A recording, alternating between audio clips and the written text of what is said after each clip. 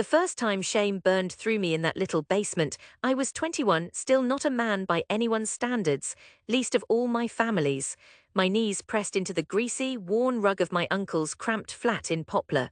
Outside, the Sunday air was damp and close. Fried onions clung to the air with the drone of a dying summer fly. They called it a family meeting, but it felt like a trial, an ambush more than anything. That afternoon, I'd wandered all over North London, lugging a sack of stale bread, picking out bruised mint, and polishing apples on my sleeve to coax the last hint of shine from their skins. Buried in my rucksack was a battered tin that held what I hoped might change their minds: squares of sticky caramel baklava, my mother's recipe, scented with honey from Cyprus, the kind I'd carried home in an old jam jar. It wasn't perfect, but it was something I'd bled for. They'd said I could cook if I helped clean. Hours later, my wrists raw from scrubbing stubborn grout, they sat me in front of them on the sagging sofa, and the questions began. My cousin Basil opened, voice sharp as vinegar. "So you want to be what, a chef somewhere?" His Cyprus accent tripped over the English. The word chef escaped in a flash of teeth. My uncle fluttered his half-folded newspaper. "You study for years, why? To chop garlic, to stand over a stove when you could wear a suit." I tried, in a voice barely above a whisper, to explain. I spoke about flavor, about bridging the old country and the streets where we now lived. About the hush I found standing over a bubbling pot. "There's more to it," I said. "It's not just food for me." Aunt Maria clucked, lips pursed, while my mother wrestled her wedding ring till her knuckle blanched. "Nikos," she murmured, as if pleading, "people will laugh, they'll talk. It isn't for you." She couldn't meet my eyes. I should have seen it coming. It strung anyway, their voices layered over my own, slicing my answers before I could finish. I offered baklava, holding out hope for approval, but Basil bit into it, face twisting. "Too dense, mate," he shrugged, "not like Mum's." Laughter fluttered around the rooms. Only little Vera, barely 6 and perched on the armrest, nibbled a piece and flashed me a timid thumbs up. She was drowned out by the talk of real jobs, their eyes drifting back to Basil's future in accounting and the price of a London flat. Their rejection clung to me, thick as glue. I left before dawn creased the sky, chef's knives bundled tight in a towel, baklava tray teetering on my palm. East London's wet streets sparkled under streetlights. Passing the cemetery's iron gates, I watched the sun climb onto old stones and promised myself one thing: I would make it. Not for them, because I refused to let them see me break. The path wasn't pretty or straight. I started in kitchens unfit for TV, brick cellars with curt orders and scalding pans. I was a runner first, moving plates at panic speed, knuckles always red, shoes always soaking. Some nights the sous chef kicked at my ankles when I slowed. "Move or get out," cut through the humid air. The head chef, Halston, hurled knives and curses equally. My London Cyprus accent marked me a foreigner. I kept my head down, learning by watching: how to salt a pot, blanch artichokes, or swirl sauce over porcelain. In bed, I scribbled lessons and recipes in my battered notebook, my fingers forever rimmed dark by muscles. Going home meant silence, my mother's quick calls always to remind me I could still change my mind. Friends in suits stopped ringing. You become invisible beneath flour and sweat, a ghost floating by as other people eat and laugh. Still, humiliation softens you, it breaks you down, lets in new flavors. One spring the pastry chef gashed his thumb, an open station appeared. Halston barked, "Fine, get on pastry." It wasn't promotion, it was a gap that needed plugging. But it meant I could finally cook something of my own. Terrines, custards, candied nuts. Night after night I shaped mousse the same way. Occasionally, when the rush eased, I'd dust pistachio on a tart or swirl cardamom in the cream. Sometimes Halston tossed my attempts, sometimes he let them run. I kept trying. Years blurred by, one kitchen after another, Soho's cramped joy, Mayfair's sleek disinterest.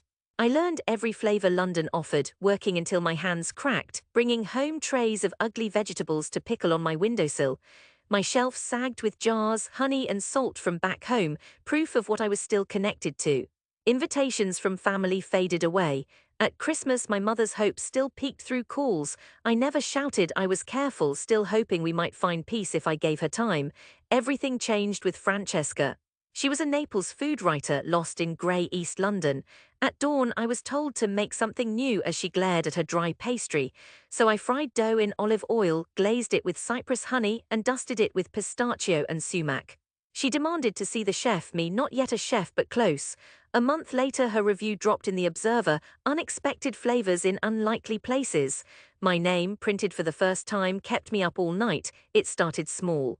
A call from an investor wanting menu advice for a Shoreditch place. When the restaurant Charaki opened, wood floors, copper pans, battered sign, I was head chef, my food on every plate. Cyprus and London fused together. Nothing glamorous about it, ovens failing, staff screaming, my hands covered in burns, but the place filled up, artists, drivers, night shift nurses, the lot. The waiting list grew. The singer from Foles ate twice, left tips that made the kitchen stare. Time Out put us in the top 20. We celebrated with ouzo in coffee mugs as the sun crept through dirty windows. Even as accolades stacked up, stars pressed the rest.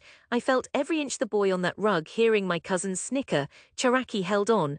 Through long winters and the pandemic, we cooked out of my tiny flat, bread scents rising against bleach and fear. My baklava became lighter than air, rose syrup glowing in the sun. I sent money home, never stories. Shame lingers, hard as burnt sugar. Then, before my 30th birthday, Aunt Maria called.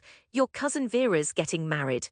She asked for you. I pictured the girl who once gave me a secret thumbs up, whose good luck card I kept tucked in my recipe book. She says you're famous now, a proper chef. There was laughter in her voice, the edge softened by time. Will you come? I said yes. All week my gut twisted at what I might walk into. Poplar's church looked just the same, chipped stone, climbing roses, the old iron fence. 100 faces, some I remembered as slimmer, hair darker. Their curiosity trailed me, a blend of disbelief and something softer. Nikos, the prodigal cook, returned in his best suit. When I hugged Vera, she gripped tight and whispered, I've eaten at Charaki twice, didn't dare tell you. You made us all proud. It brought a bruised warmth to my chest. The reception was the usual, overcooked chicken, sodden rice, limp salad. My mother tapped her gold chain and murmured, Vera says your food is famous. Really, I told her quietly, come see. When Vera asked if I'd brought dessert, I nearly shook with nerves. I had. 3 trays from Charaki's kitchen carried carefully in my battered pugiot, baklava, semolina cake soaked in lavender, rice pudding tangled with poached rhubarb and a hint of mastiha just for Vera. At first everyone ignored them, sticking to the safe, bland cakes. Basil finally caved, cutting a thick slab of baklava with a smirk. One taste and his face changed, furrowed, then smooth. He gave in, went back for seconds. Suddenly my table was mobbed. Questions, jokes, forks tapping on plates. Basil winked at me. Maria pressed her hand to her lips, shaking her head like she'd seen magic. Even my mother tried a piece, carefully not meeting my eyes, but she nodded. The oldest women murmured in Greek, then took my hands. Your grandmother would have been proud. Later a guest approached, grinning. They say you're the chef from Charaki. I just booked a table, hope you'll be there. For once, it wasn't the reviews or full bookings that made my throat tighten. It was this, seeing the faces that once rejected me, now quietly proud, eating what I'd labored all those bitter years to create. I needed air, so I slipped outside, leaning against the mossy back wall, traffic and dusk humming in my ears. Vera found me, handed me a rose from her bouquet. You did it, you know, she said simply, like she'd always known. Did I asked. I could finally feel old doubt leaving me, fizzing out into the night. She laughed. You brought something home no one else could. Let them watch, let them taste. Music drifted from inside, bright and warm.